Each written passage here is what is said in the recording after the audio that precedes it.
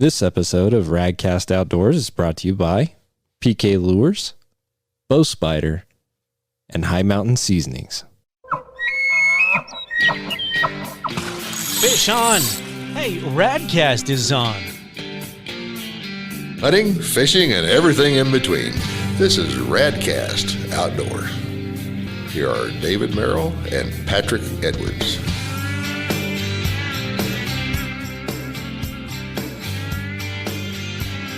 All right, welcome everybody to another episode of Radcast Outdoors. I'm Patrick Edwards. I'm David Merrill.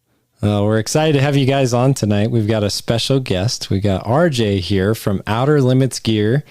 And I actually heard about RJ and his product because a buddy of mine, Curtis Burdett up in Gillette, was like, hey, there's this guy. He's got this really cool product.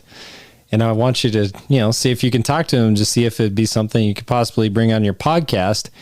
And David and I both, we're big believers in Wyoming businesses, and this is a homegrown Wyoming business. So, of course, I was intrigued by that. But it's also a great piece of gear for the outdoor space. And so I reached out to RJ and said, hey, man, would you be willing to come on the podcast? And he said yes. So I'm excited to have RJ on the podcast, man. Welcome to the show. Well, thank you for having me, guys. I really appreciate it. Yeah, it's good to have you. And so I just want to start off the podcast. We like to have our audience get to know you a little bit. So could you just tell us a little bit about yourself and your background, and we'll start from there? For sure. I'm originally from Wisconsin. I moved here to Wyoming when I was 19, almost 20 years old. I'll be 42 in December. I grew up in the outdoors, hunting, fishing. Anyone who knows anything about Wisconsin, the fishing out there is amazing. So I moved out here for work. I think I moved out here sometime in 2000 and started out working on the rigs. Got out on the rigs for about 3 years. Got into the coal mining industry. I spent a decade doing that. Coal mines really started to tank out here a little bit. Got scary. I seen a bunch of friends go down the road, layoffs. So I went to school for HVAC in that time that I was working out at the mines. Got my GED because Unfortunately, I didn't finish school, so I got my GED first, went to school for HVAC, and then I went and left a coal mine to go work at a coal mine as a contractor instead of an employee. Went and did HVAC out there, did that for about 3 years, and I've been, unfortunately, I went back out east. I tried to move back home for about 8 months. I had my daughter out here, so it's kind of rough. I couldn't do it. I gave him my notice out there, gave him a 3-month notice. I ended up getting hurt. I hurt my C6 and C7 vertebrae. So I ended up having surgery from running equipment and stuff. So I don't really do that so much anymore because it's really painful. So I got back into the construction side of things. I used to do that as a hobby when I was a kid, when I'd work with my dad and stuff. So I got into that, and I've pretty much been doing that ever since I came up with this idea. So RJ, what was your favorite activity growing up as a kid? Hands down fishing. I like him already. Hands down. Yeah. Yeah. So what kind of fish did you like fishing for? I grew up bass fishing. We had ponds and stuff, creeks. So it was mostly like bass and trout. We were young kids, so we just jump on our bikes, grab our fishing poles. In Wisconsin, it's not like Wyoming out here. 15 minutes any direction, you're either in a creek, lake, or a pond. So I just grew up doing bass fishing, did that most of my life. Hunting, I love hunting too, but haven't been able to do so much of that out here in Wyoming for some reason, but probably because I work all the time, I imagine. But fishing, hands down. Well, I got to ask you just a sidebar question to that. So what's better, a largemouth bass or a smallmouth bass? Oh, man. I'd have to say largemouth because I like the action on top of the water. See, I would say smallmouth for the same reason. I like those smallmouth, man. They fight so hard. They definitely do. You are right about that. So let's get into it. I mean, you made this product, and I'm going to let you describe it to the audience, but what made you want to go and design like a new kind of pack lunchbox system for like outdoorsmen and people who work and blue collar jobs? Well, that's kind of a funny story because I set out to make a bag that would work well for me at work. The main problem I was running into, soggy sandwiches, my yogurt would explode. There were just certain things that I couldn't take to work with me, and working, 12, 14-hour days. You got to pack a pretty heavy duty lunch.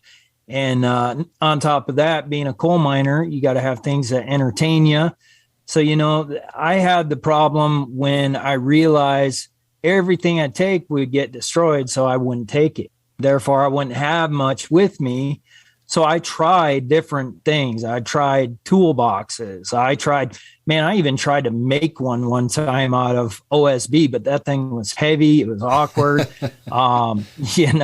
So I literally, I would say every 3 months, I was trying to buy something else to satisfy or fix a problem that I was having with the things that were on the market. So then I learned that there wasn't anything out there that was going to work perfectly for me. So, I kind of let it go. I got into HVAC. I was doing side work, and the waste was killing me. I was going through Ziploc bags because I'd make my sandwiches on the go.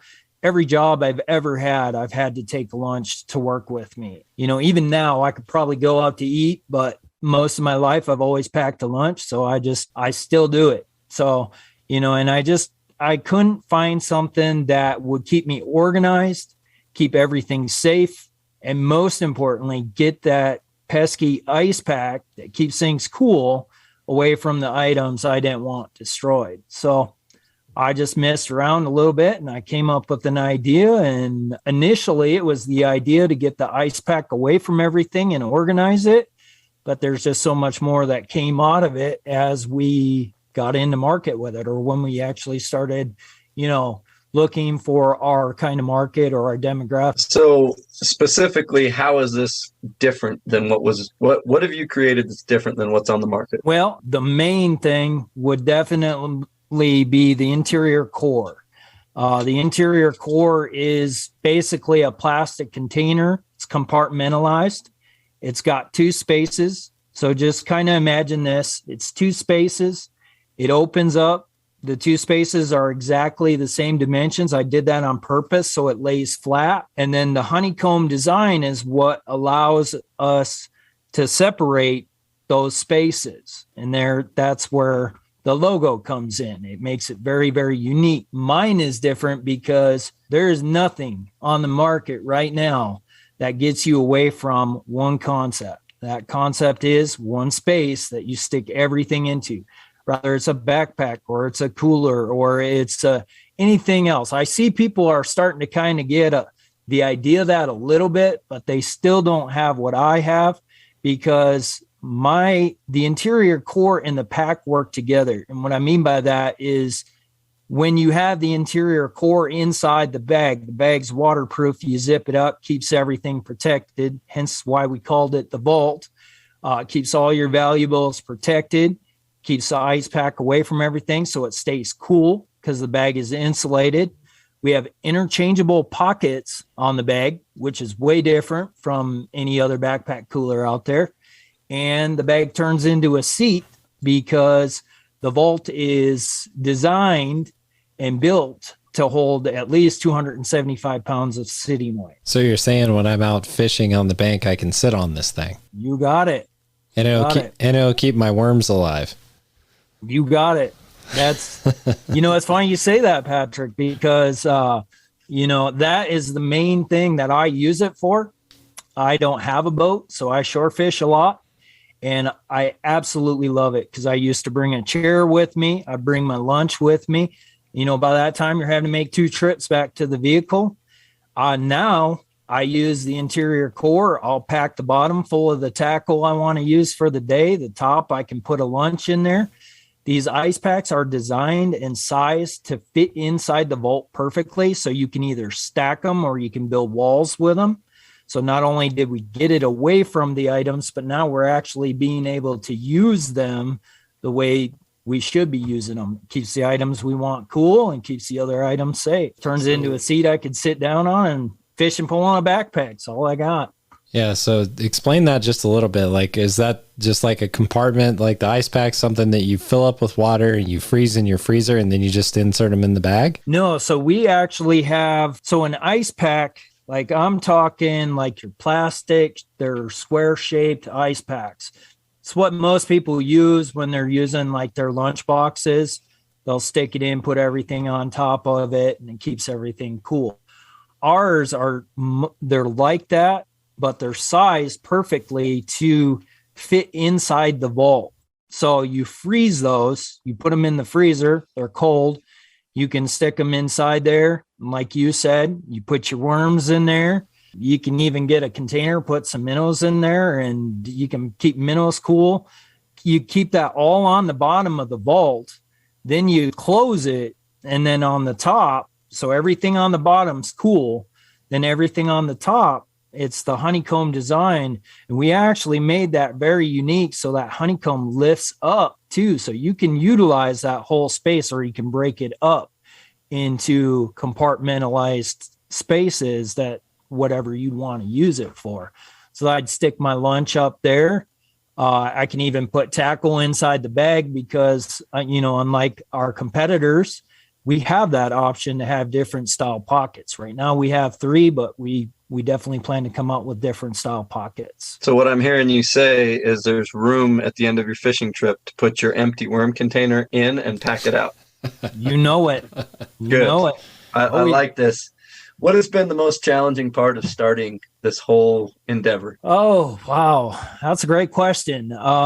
Just for you guys in the audience, I've been working on this for close to 5. We're coming up on 6 years now. So I would say probably the hardest thing, because I literally got to the first prototype on my own, working, paying for everything. Finances has always been a hard thing. So when I finally got into production on 1.0, it was definitely finances. So I had to find an investor to take me to that next level. So how about the most rewarding part? Because it's always fun to kind of balance the two, right? We know there's lots of challenges in starting a business, but for you so far, what's been the most rewarding moment or part of this process? Oh man, you guys are blasting me with all kinds of good questions. Honestly, I'd have to say the first day I got that patent, it was, it was an accomplishment for me to be able to say, man, I got a patent, and I would have to say the day I got that patent issued, that was probably the most rewarding, but I would have to say it's definitely tied with all the feedback that I've gotten from people that use my product, because it makes me feel so good to hear someone say, man, I had this problem. Now I don't have that problem. I'm like, yeah, man, that's why I invented it. That's awesome. I would say it's a tie between those two. Well, and I think this is a perfect time to talk about one of our sponsors, which is Bow Spider. So David, you can kind of piggyback on that, right? You've had the same kind of experience. Yeah, Bow Spider's, a step or two in front of you, but definitely taking all the same stepping stones. And, for the listeners that don't know what Bow Spider is, I mean, obviously I wear 2 hats and, put my Bow Spider hat on the moment, but just go to bowspider.com, check it out. We have some really cool videos, some cool links. There's a link from Radcast right there, but there's also a how-to couple videos. It's just a universal storage system. And, the start of Bow Spider was I couldn't get to my bow in time. I lost a trophy of a lifetime. So that takes me right into the next question, because I know that Bow Spider went through 38 renditions, prototypes, different versions. How many versions did you go through from that initial first one, not including, backpacks you kind of made or where you got the idea from, but when you finally said, all right, I'm going to make something to sell, how many different versions until you came up with what you have? Say at least 20, at least. I bet that had some frustration factor too, when you're like, well, crap, that didn't work the way I wanted to. So how did you do your prototypes? I mean, what was the process? I took cardboard and styrofoam and I built and constructed it. I put ice packs in it. I sized it to fit how I think I wanted it to. If you see my first prototype to where we are now, you would probably laugh. And I know a lot of people were laughing, but I stuck with it. It's kind of cool to look back at that too and see where I started to where I am now, and it was very frustrating in the sense that I got one that I was like, man, this is perfect. This is it. I'd look at it. I get excited about every one, let's be honest. But, it would come to me and I would use it. And that was the true test. And when I started using it, I'd find a problem. Back to the drawing board to try to fix that problem. I wanted to literally have every single thing in there that I knew I needed in the coal mines. And that's how, and that's where it's all started, was to get me everything I wanted for the coal mine. And it just created a product that's so versatile. It's absolutely insane. Yeah. And I think it's kind of cool that you talk about how they look night and day different. I remember David showing me some prototypes before he had the full bow spider. It changes a lot because you realize certain things and certain factors, and then you're like, oh crap, we didn't think of that. We got to redo it. But it's good because then you take the time and invest it and you go back and you make something that's great instead of having one shot where you're going to make something and it's going to have all these shortcomings because you didn't think of X, Y, and Z. But I think it's really neat that you took the time and you stuck with it, because a lot of businesses don't make it this far because they get stuck on those first, I would say, 5 to 10 designs. And then once it's failed that many times, they're just like, man, I don't know if I can keep doing this. Or like you said, finances run out. So, it makes it really challenging. But I wanted to ask you about kind of help along the way, resources that you had that helped you be successful in getting this far. Because you talked about having to bring on an investor, which is key for a lot of people, because financing is always an issue unless you're just like a billionaire to start with, and then you can become a millionaire because you just spend all this money.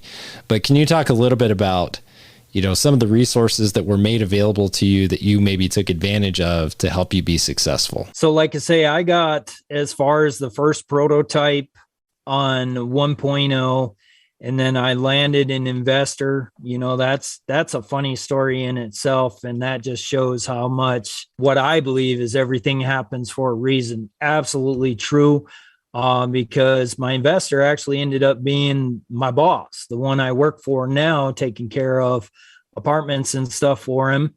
And I asked family, I searched out angel investors. I'm going to stop for just one second because I want to point something out to anyone that wants to try to go for this. And I'm sure, he can definitely agree with this. It is a spiritual battle, because, and what I mean by that is your mind is tested to no end, because you'll make progress and you'll think you're doing so good. And then all of a sudden you'll hit a wall and you want to give up. When I was looking for that investor, I tried family, I tried angel investors, I tried anything and everything I could think of. And I was at the point of like, well, maybe this is as far as I'm going to get. But in my mind, I had already succeeded. So I couldn't stop. I was too far to stop. So, I had that lag time there in between. And then I met Tom Kramer. Tom Kramer is a business owner here in Gillette. He owns quite a few businesses here. One of them was that apartment complex that I happened to go work for. I had no idea, by the way. And it was probably, I'd worked for him about 3-6 months, something like that. I knew he was a wealthy man just because he had a lot of businesses. He was a very hard worker. And this is the crazy part. And this is where I say everything happens for a reason. He worked at the same coal mine I used to work at. He knew exactly where I was going with my vision. And that's what fired him up enough to be like, yeah, I'm going to do this. I'm going to do it for you. And so I got on with him. And then I met Curtis. Oh man, since Curtis is, I won a competition over in Sheridan with Impact 307, gave us some capital to work with, took some relief off of my investor.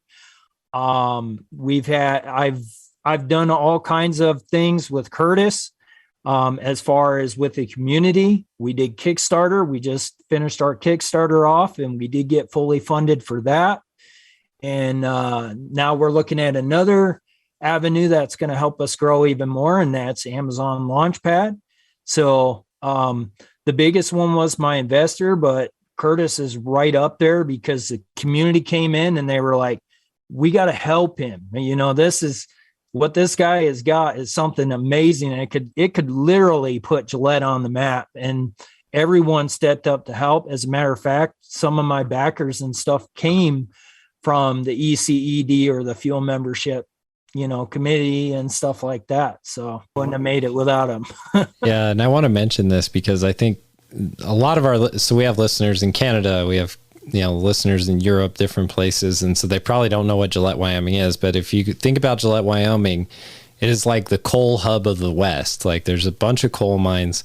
And over the last 8 to 10 years, it's really taken a hit because, people are really hitting hard on coal, and it's sad because we have a ton of it and it makes electricity and it powers the nation. That's what a lot of people don't understand, is that the electricity from coal really does power these EV cars and all this other stuff. And, jobs, when they go away, it's like for a community like that, when your entire economy is really kind of based around coal, that really hurts. And, you're trying to have good schools, you're trying to have good roads, you're trying to have all these things that coal is paying for, and then coal goes away. That's a problem. And, I've talked to Curtis about this before. People give Gillette kind of a hard time because of being a coal town, but it's a lot of really good folks there, and they really do care about each other. They want people to succeed. And that's the vibe I got there when I was there with Leadership Wyoming, is just how good of a community it really is and how supportive they are. And I just think it's so cool that you now have something that you've developed into a product, and now people can, go start buying it, and you utilize state resources, which are there to help businesses like Impact 307. Great program. And it's kind of a competitive process, right? Like you're going up against other people with other ideas, and you got to have a better idea than them to get the funding. And so I just wanted to kind of let people in on that. Like it's a big deal what he's talking about here. He's had to compete for these funds, and he's coming from a community that really needs diversification in the economy. And so it's exciting to see it, man. That's really cool. Thank you. It's good that you do mention that, because, when the coal mines struggle in Gillette, it's a ripple effect for every single one of us. When we struggle, when the coal mines struggle, everyone struggles. And, that kind of leads me into why I want, to bring jobs back here. With my idea, I realized that I can spin off this patent, make all kinds of different products, and we could literally have to stop depending on those coal mine jobs so much. We need something big like this in Gillette. And not only that, you go look up the population of Wyoming, and it's literally nothing. So for a business, especially for a brand new product, to even rise out of the ashes out here it's huge. You're right about that. 100%. So to back up just a little bit and touch on, the funding and your story about going everywhere trying to get funding. I mean, Patrick's been involved with my business. He was involved with PK, right? Your story is unique, but it's also very similar. Of every entrepreneur I've heard say, there's this point where I thought I gave up, right? And I was in another competition and I lost, right? And to this day, I'm still a little bitter, right? Because I still think my product was better. And in fact, mine's actually got some commercial viability and is a business and employing people now. And the other product is, I don't know where. But anyways, the thing you touched on was, you're looking for those angel investors, you're looking for that funding. You had that kind of spiritual moment of, I think I'm done. This is, and in my own mind, this is a success because the prototype I now have works. I know it will work. But the difference that I've seen, the entrepreneurs that make it and the ones that don't, it doesn't really come down to the quality of the product, right? It really doesn't come down to the quality of their marketing or how much ad spend money they have. It comes down to the inventor, the entrepreneur's attitude. So you hit a roadblock. Okay, we're going to find a way around it, get back on our path and get moving forward. Yeah, that's huge. There were a lot of roadblocks. There still are. I mean, I'm starting to wonder if they ever stop. I'll give you a piece of advice, RJ. At some point in time, there was going to be people that, popped out from around the doors. Their confetti was going to go off, balloons were going to get, and it was like, hey, high fives, you've made it. Dude, every day you got to get up. There's another problem. There's another dragon to slay. There's another mountain to climb. There's never just think of all these indefinite plateaus. You get to a little plateau and then it's time to climb again. Yeah, that's a good point. And, you talked about PK Lures. So I'm going to talk about their sponsorship piece here. There were those moments, where Pat O'Grady and the crew is like, man, I don't know, this is tough, and you're talking about 2008, right? Like everybody remembers 2008. It was a tough time. And, he was really just getting it off the ground, and I just come on board. It's a tough deal. It's a dog eat dog world out there. And, they managed to figure it out and pick themselves up, and now they're very successful, and I believe yours will be too if you do the same thing. But PK Lures, I got to talk about them a little bit. I had a little bit of irony the other night. So I'm out at Boyson Reservoir and I'm fishing the PK Ridge Rattler, which is a rattle bait. And I'm looking out across the lake, and a prairie rattlesnake is swimming across the lake right towards me. If you don't believe me, you can go to our socials and check it out. It was not cool. He made landfall by my feet about 10 yards down the bank, and I scooched over a little bit, and then he tried to come hang out with me, and I didn't allow that. I threw some rocks at him to get him to go away, but we ended up catching walleye on that PK Ridge Rattler. That blue chrome is a killer on walleye in the summer. We're finding that out. And then walking out, we almost stepped on a rattlesnake. So, I mean, you got to love rattlesnakes. But anyway, the PK Ridge Rattler, go get one today. You can go get them at pklure.com. You put PK Pro in at checkout and you get 15% off. But yeah, PK definitely went through some, challenging times, but it's all about perseverance, man. That's business, is figuring out how to keep rolling when it's difficult and there's barriers, just like David said. So I want you to really most of our audience is fishing and hunting related. So really focus on and tell us, like, if I'm a hunter or a fisherman, or maybe I'm a backpacker, maybe I just like to take day trips in, on a trail and do a picnic. What is it about your product? What are some features that are going to make me a lot happier that you haven't already mentioned? I would have to say, well, let's just start with fishing, because that's my favorite. We touched on some of that. The most beautiful thing about that is not having to carry so much stuff. You literally throw your pack on, grab your fishing pole.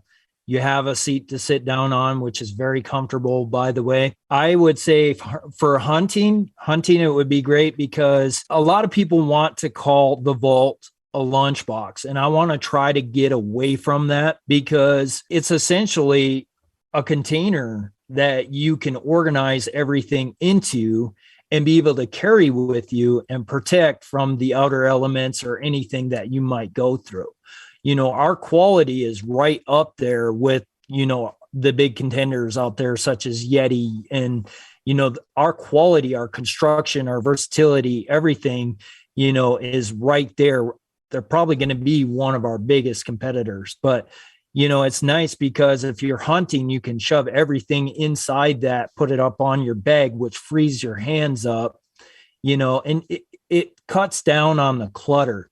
I like to use this one a lot. I use this at trade shows. Think of it this way. If you were going to open up a drawer and you look inside a drawer and it's a mess, and you're not going to fit near as much in that drawer as if you were to organize and put everything in its own little space. If you were to do that in any drawer, and I challenge anyone to do this, honestly, go and organize it and put it in its own place, you are going to fit so much stuff into that drawer.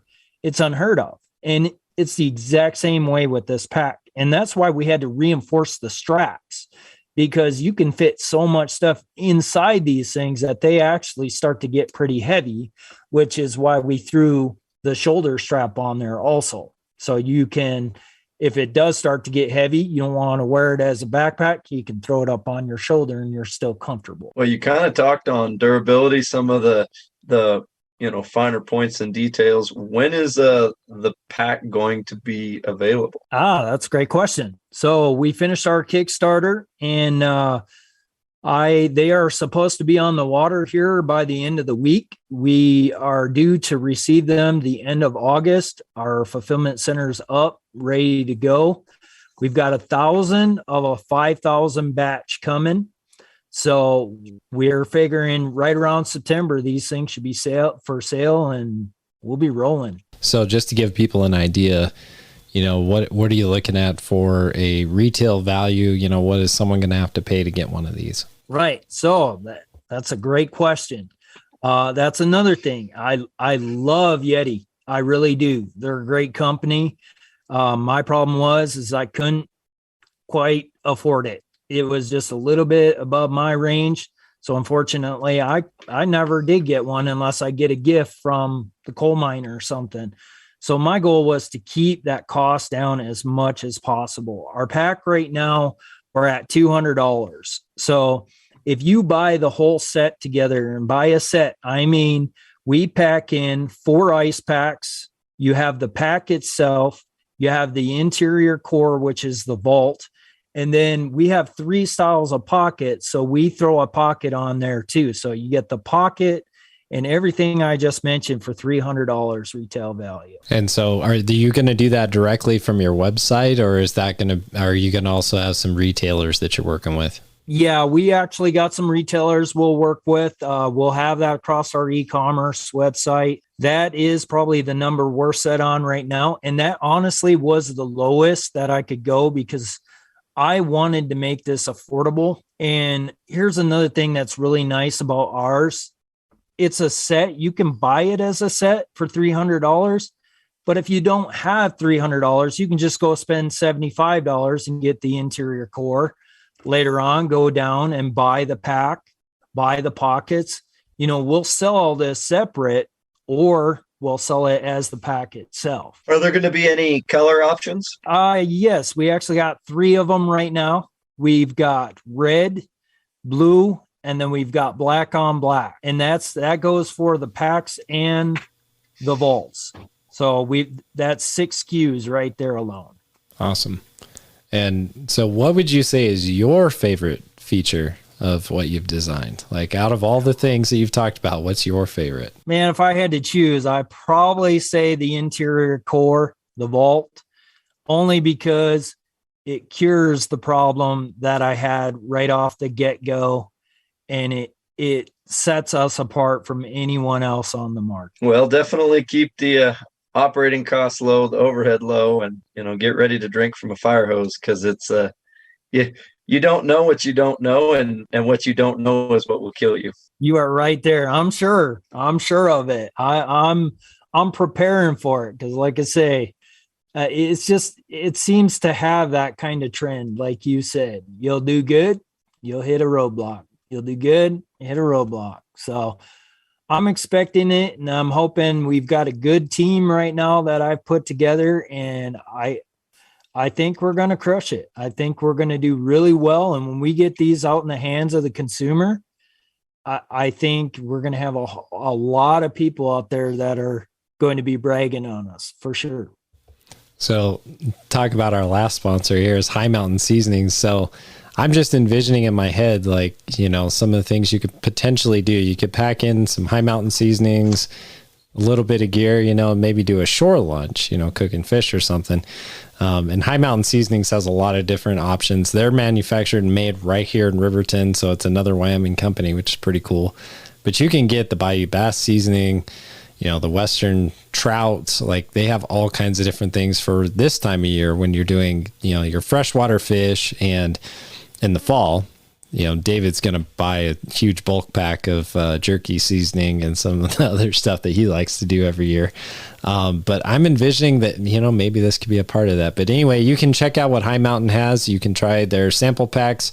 Like, they have like these different assortments of jerky kits and other things like that. You can go to highmountainjerky.com or HIMTN jerky.com. Check them out. Give them a little bit of love for us. But I wanted to ask you, what's your favorite outdoor meal? Like, if you were to catch any kind of fish and prepare it for a meal, what is that fish going to be, and how are you going to cook it?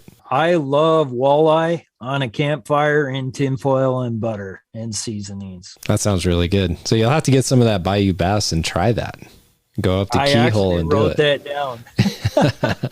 It's excellent. We do that with fish tacos. And let me tell you, man, crappie, walleye, perch, it's dang good. Well, I'm envisioning with this backpack, I can take some jerky and my peanut butter and jelly, put a few lures in my fly. And if I do catch a fish, I'll be able to put it in there, keep it cool, and not have fish slime on my peanut butter and jelly sandwich. There you go. Yeah.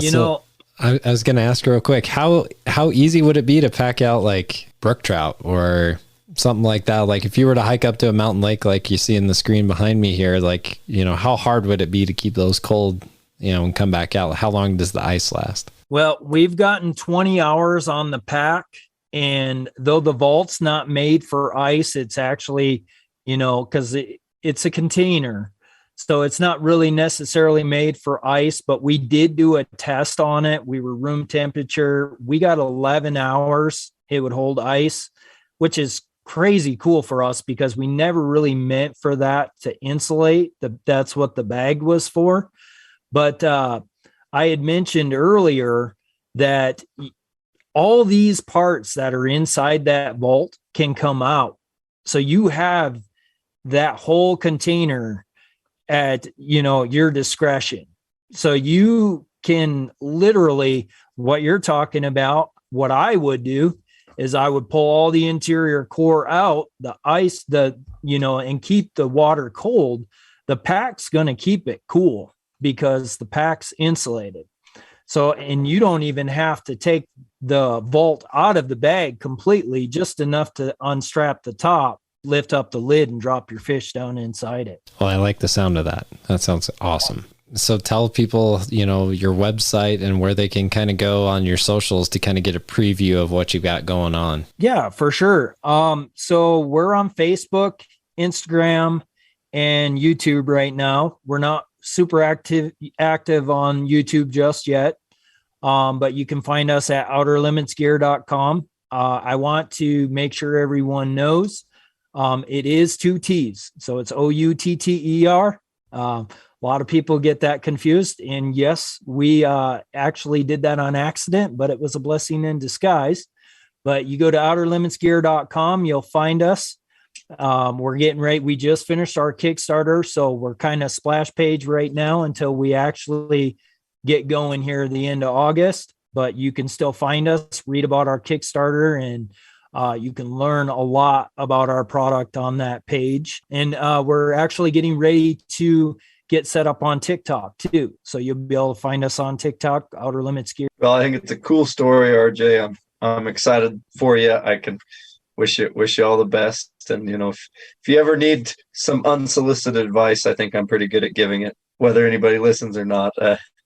I do like to talk. Well, I tell you, you like to talk. I like to talk. That's probably we're going to have to open up a lot of time when you and I actually get together, because I like to talk too. So yeah, you two will have to have a little sit down and talk about businesses and product development and all the fun, and share stories and, give advice back and forth. It'd probably be a lot of fun. So, but yeah, RJ, it's been a true pleasure to have you on the show. I'm really excited about what you're doing up in Gillette and what that'll do for your community, for you and your family, also for the great state of Wyoming as well. We need people who innovate, come up with ideas, and, are willing to put themselves out there. You're doing it, man. So you're a success. Now we just got to grow that success. So, get yourself a vault, get yourself a pack, and enjoy the outdoors with it. I think it's going to be great. So again, RJ, thank you so much for coming on, man. It's been a lot of fun. Oh, absolutely. Thank you guys. You guys are awesome. I appreciate you having me. And yeah, David, I'd like to touch base with you after this, and let's see what we can come up with when we put our minds together. That might be very interesting. All right, guys. Well, thanks again. Thanks again for listening to the Radcast Outdoors podcast. We hope that you've enjoyed the show. If so, please go to Apple Podcasts, Spotify, or wherever you're listening to this podcast and subscribe, share, and give us a 5-star rating, which really helps other people find the show. You can find all of our shows, recipes, giveaways, videos, and much more at radcastoutdoors.com. While you're there, please help support the show by purchasing a Radcast Outdoors shirt or hat. Please don't forget to follow us on Facebook and Instagram. We also have a Radcast community on Facebook called Radcast Nation, and we'd love for you to join in the conversation there. And of course, please help support our sponsors who make this show possible. Thank you again to PK Lures, Bow Spider, and High Mountain Seasonings. Until next time, get out there and enjoy the outdoors.